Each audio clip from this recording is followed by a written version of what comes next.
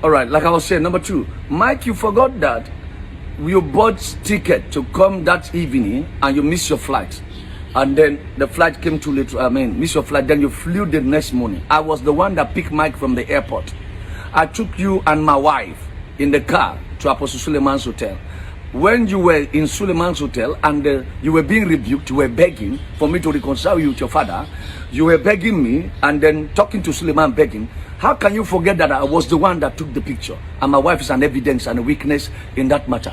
When you were leaving, when I was talking to Mike and Apostle Suleman in the hotel, begging Apostle Suleman, who literally didn't want to have anything to do with you, and he accepted because of me, I sent my wife outside in the hotel so that we can talk. And when we finished talking, I sent you out. And Apostle Suleman asked me, Apostle, what do we need to do? What do you think I should do to this young man? I said, put him on probation.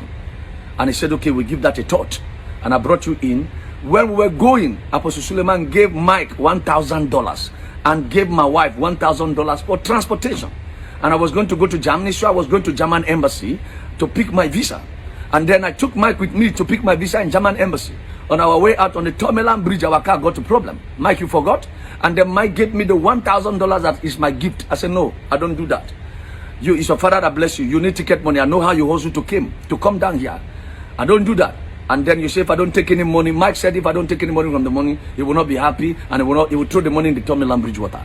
So I took $100 out of it, and Mike left with $900. And then Mike called his mother and put his blood mother and put her on the phone. The mother was crying and thanking me that thank you for reconciling my son back to his father. We have been laboring, going everywhere, talking to everybody, even in the airport. Apostle Suleman embarrassed us. I didn't know there was a case like that. It was your mom and yourself that told me. And then that is done. Only for Mike to go to the house, and I was managing them on the phone how to go. I told Mike to go to the church on Sunday, even though they have not finalized every arrangement. And you went and brought story that people were happy, and news was going up and down, and all of those stories until I got to America. When I got to America in New York, myself and Mike and Faith and Apostle were back to back on the phone for almost every other day, trying to reconcile this family. Long story short, Mike, you and I have a WhatsApp conversation. You and I have a WhatsApp audio conversation. You send notes to me. Your wife did the same, and you forgot I have them. Where did you keep your mind when you were doing a video that you said Apostle Suleman is in the custody of your wife? Did you forget that you, Mike Davis, called me on the phone and said you have left the house, and I was begging you to go back home, and you left for Abuja? How can you forget so soon? I begged you, and you said you don't want to do anything without marriage again. You are done with your wife, and she said this or whatever, and you are done with the marriage. I told you to think about your children. You told me that she has two options: either to return your children, or to you, or she should keep it. And that was what happened.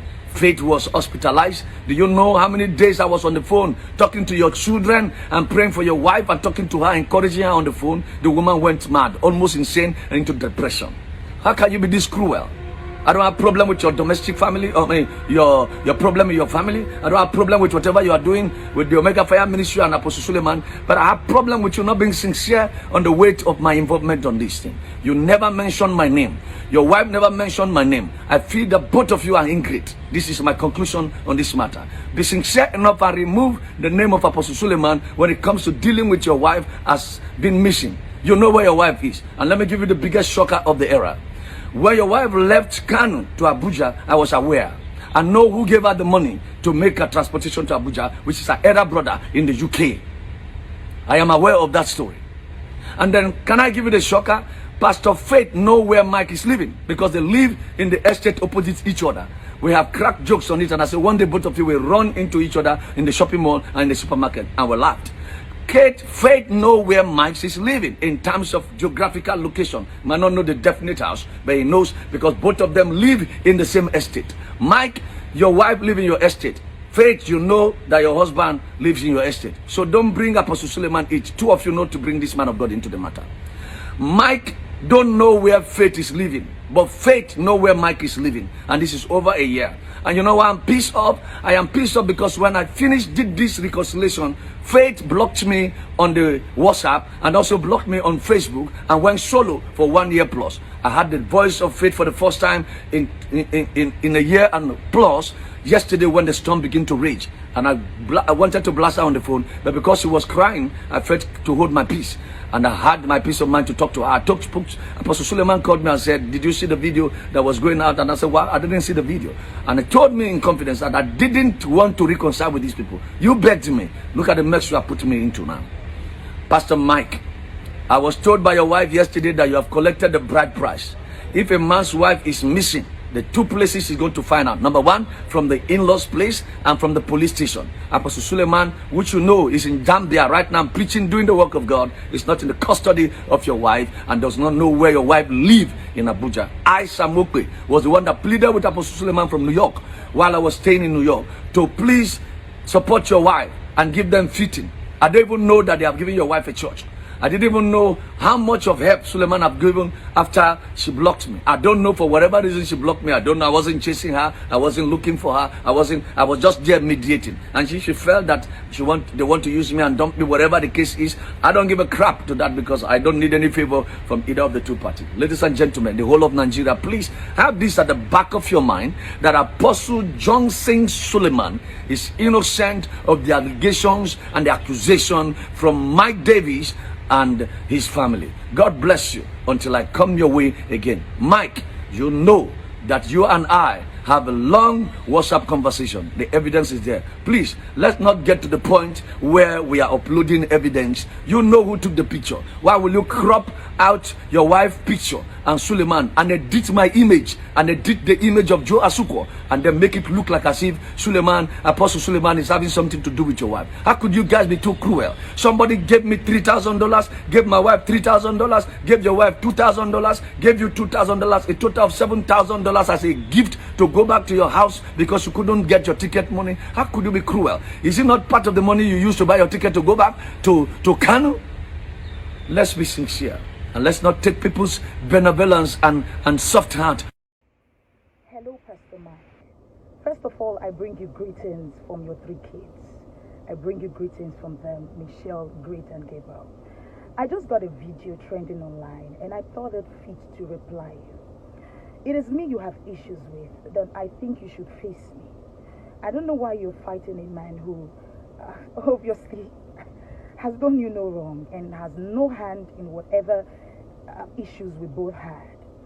You have called on Nigerians over an issue that you already know the truth. I don't know why you're doing this. I don't know who paid you. I don't know what you want to achieve. But the only thing I'm going to say to you, haven't you done enough? Have you not destroyed this heart enough? Haven't you done the worst that any man could ever do?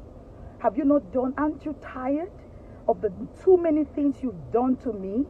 Aren't you tired?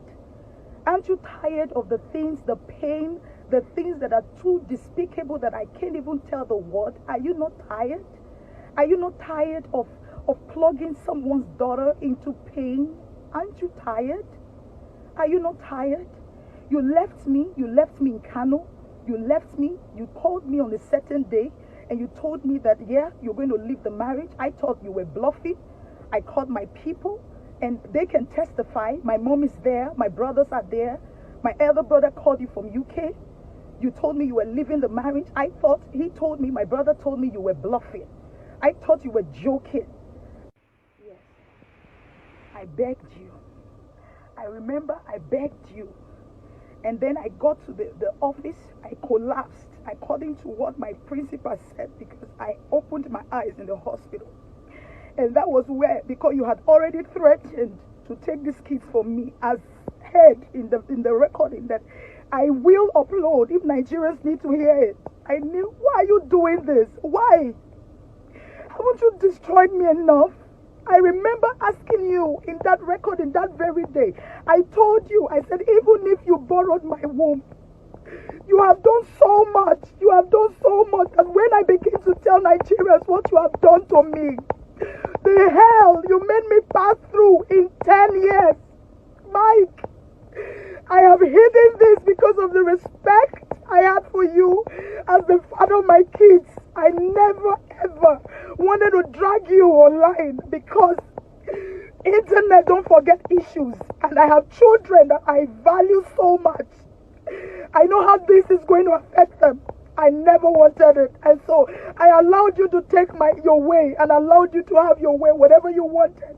If I begin to tell Nigerians the hell with evidences that you, Mike, has passed me through for 10 years, people are going to come out to do videos too, because there are people who were first-hand witnesses to your maltreatment, Mike.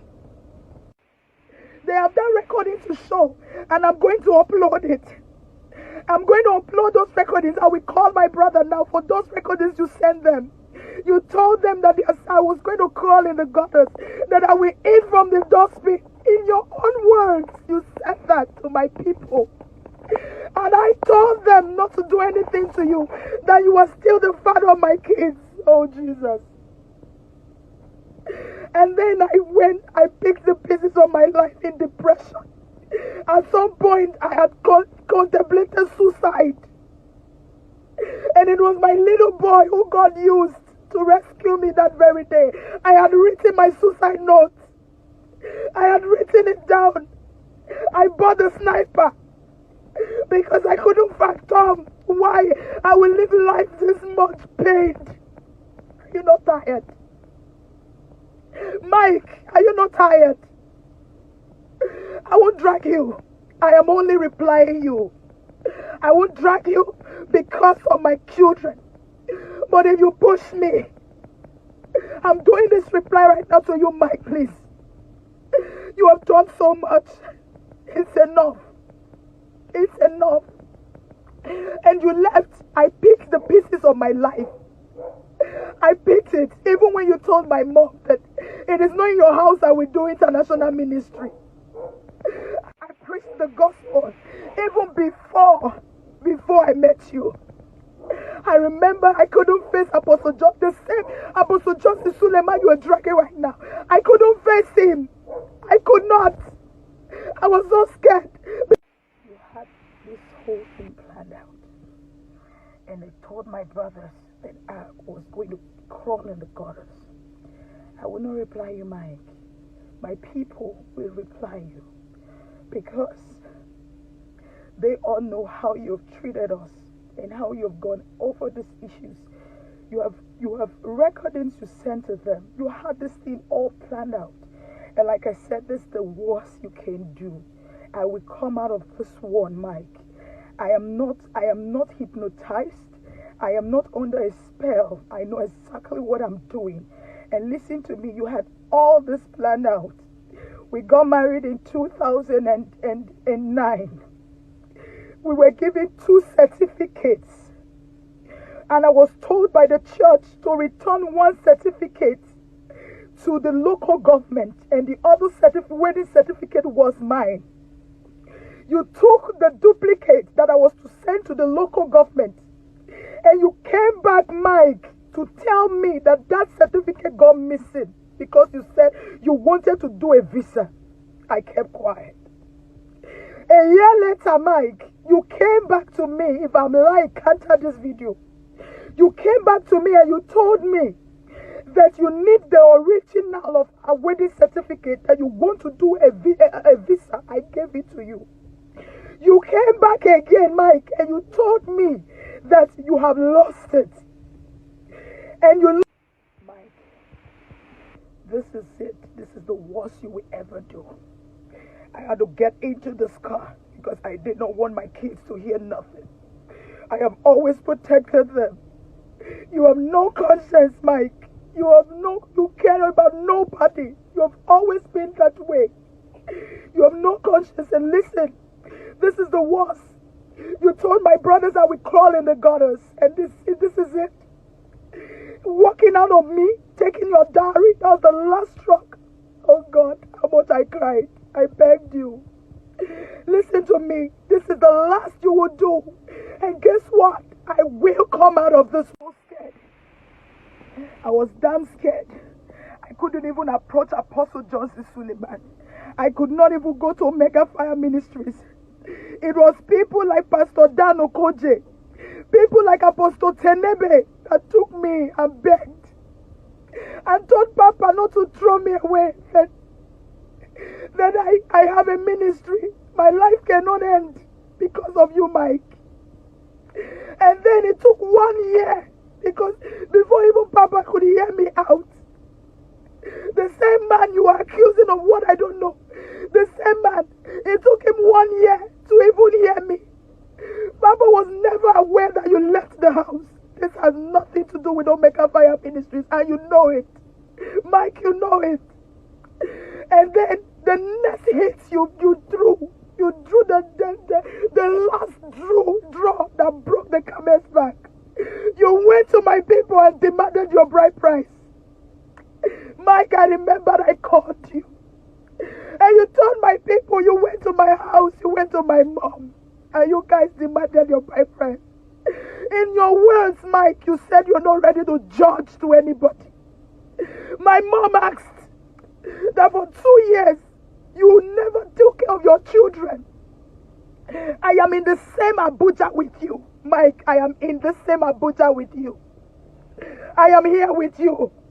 Instead, you will send bloggers to interrogate me. And the last Apostle Johnson Suleman sent for you. You refused to show up. You refused to go. You did so much that I am not going to say. I'm not going to say. I still respect you as the father of my kids. Mike, don't push me to the wall. Leave me alone. Leave me alone. Don't push me. I respect my kids. I do. And I'm going to watch what I say concerning you.